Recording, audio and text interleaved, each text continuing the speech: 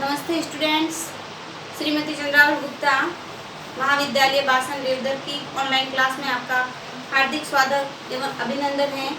आज हम unit first पढ़ेंगे। अपना सब्जेक्ट जो है वो है शिक्षा में नाट्य एवं कला, pedagogy of art and drama education, जिसमें हम इकाई फर्स्ट का अध्ययन करेंगे। इकाई फर्स्ट का जो अपना टॉपिक चल रहा है वो है कला, साहित्य और शिक्षा में संबंध।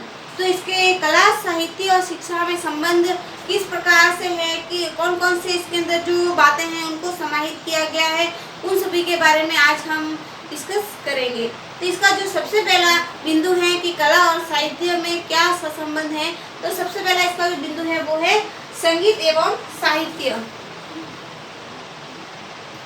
सबसे पहले जो प्रथम इसका बिंदु है जो इसको सहसंबंध को दर्शाता है वो है संगीत एवं साहित्य। संगीत एवं साहित्य।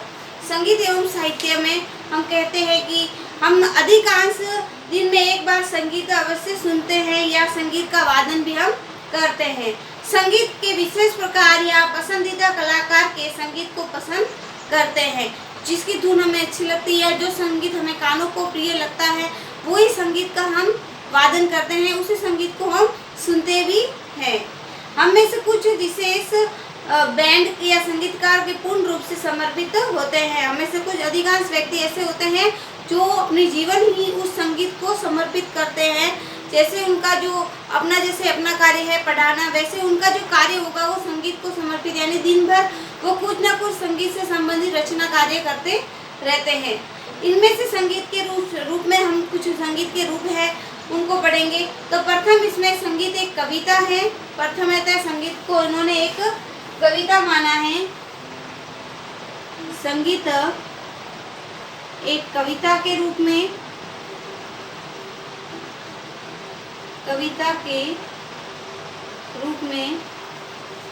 कि संगीत को एक कविता हम कह सकते हैं, क्योंकि अन्य कवियों की भांति संगीत का भी एक पैटर्न शैली होती है, प्रारूप एवं लय होता है। यदि हम गाने के शब्दों को देखें तो हमें एक कविता के समान ही प्रतीत होते हैं। उसी कविता के अंतर्गत हमें पैटर्न शैली, इसी के अंतर्गत उसकी जो पैटर्न शैली होती है उस पैटर्न शैली को हम देखते हैं। उसकी प्रारूप एवं लय को भी हम प्रारूप एवं लय भी पाया जाता है।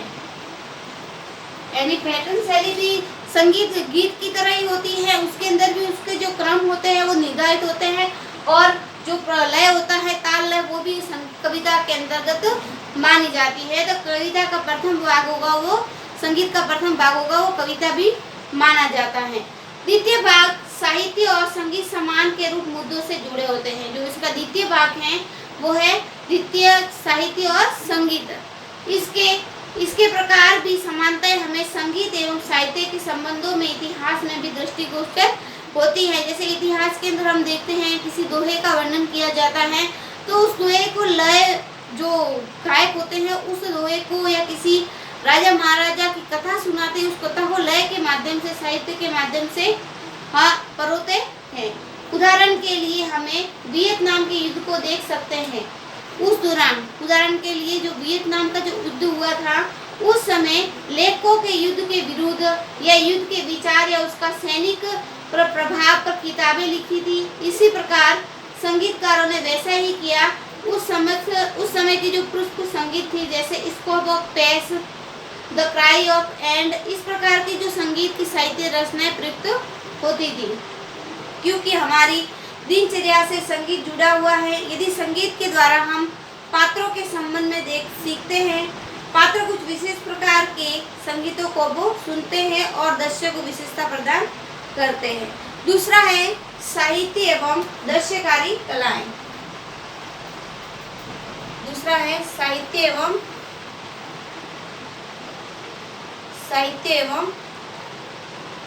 दृश्यकारी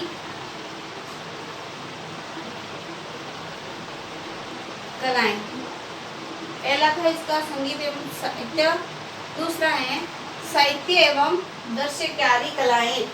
संगीत को लिखा जाता है, इसलिए उसमें साहित्य से संबंधित आसानी से दृष्टिगोचर होता है, यानी संगीत को हम लिखकर फिर उसका वादन करते हैं। साहित्य अन्य लिखित कलाओं से भी संबंधित होता है। यह दृश्यकारी कलाओं से भी प्रभावित होता है। उदाहरण के लिए फोटोग्राफी एवं सिनेमा, जैसे उदाहरण के लिए हम देखते हैं इसके अंदर फोटोग्राफी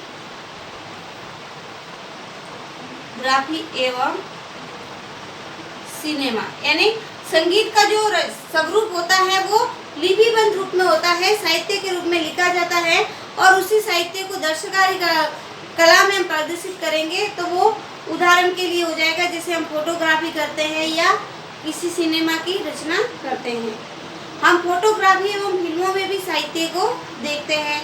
फिल्म के दौरान कलाकार उपन्यास या कविता की भावना को पकड़ने का प्रयास करते हैं।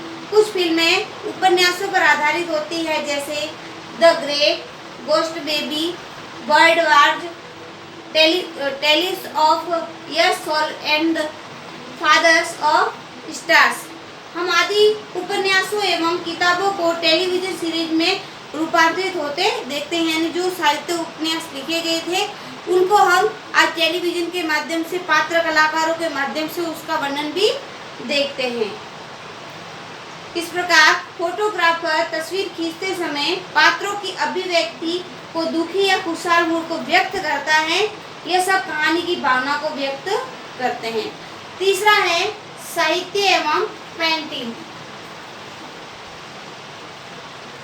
साहित्य एवं पेंटिंग। साहित्य एवं पेंटिंग।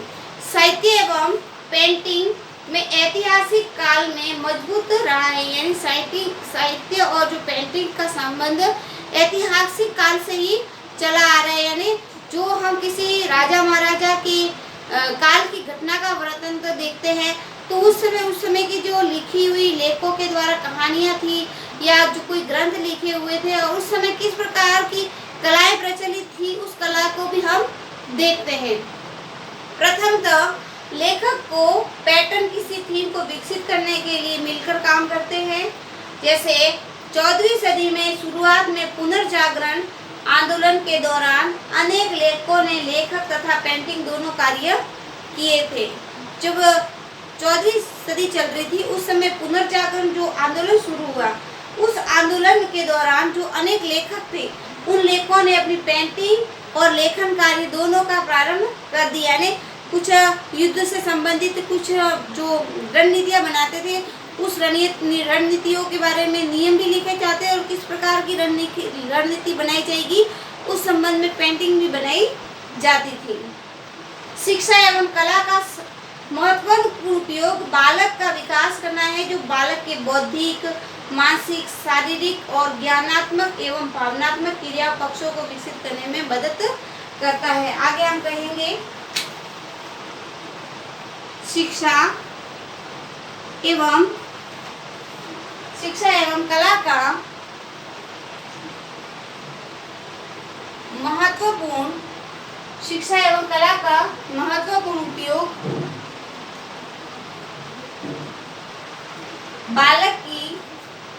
बालक का विकास करना है, जो बालक के बौद्धिक,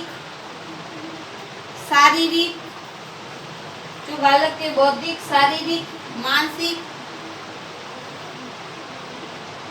एवं ज्ञानात्मक व भावनात्मक और क्रियाशील पक्षों के विकास में मदद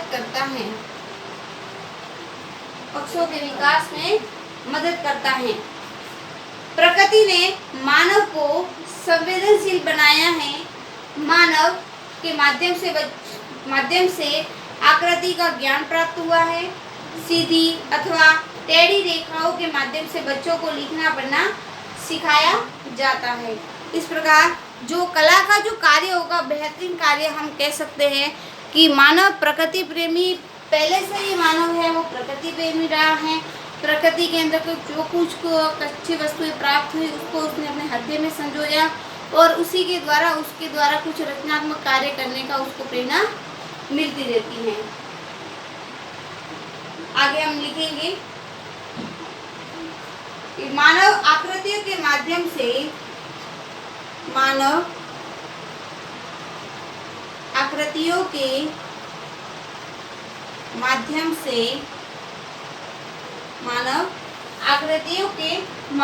से ज्ञान प्राप्त करता है,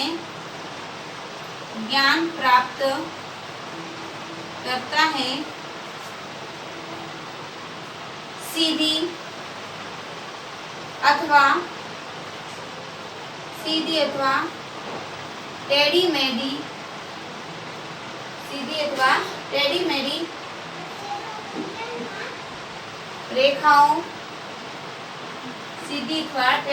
रेखाओं के माध्यम से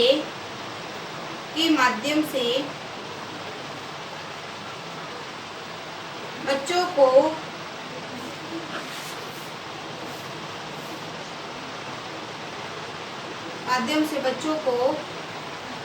पढ़ना व लिखना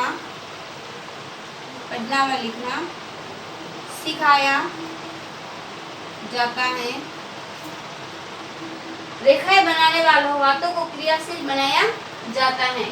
इस प्रकार कला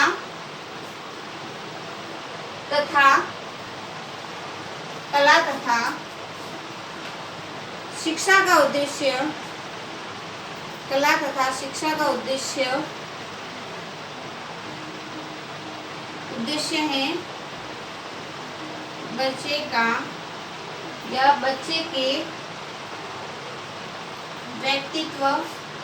बच्चे के व्यक्तित्व का